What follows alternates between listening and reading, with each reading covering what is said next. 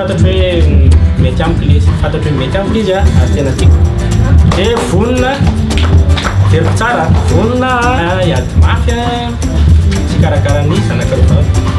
dia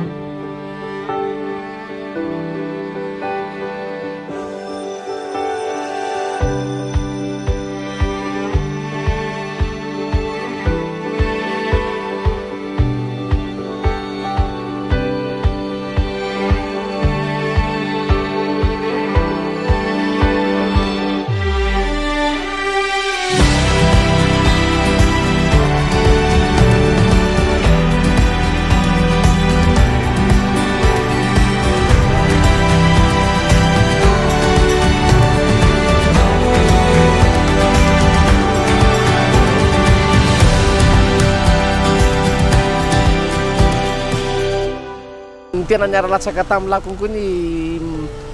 ranomasoko teo hoe tena mahita ny folo lahy tena faly a mahita ny folo lahy tena hoe misokatra tena igioka ny amamino fiainana fahatsarany a na miakatra na midina dia tena igoka an'izany rehetrarehetra zany dia tena faly be le za faly be zaly izy a dia tena faly be hoe membre antarika koa nareo zao mila mianatra amin'ity foana na amin'ny lafy tsara na amin'ny lafy ratsiny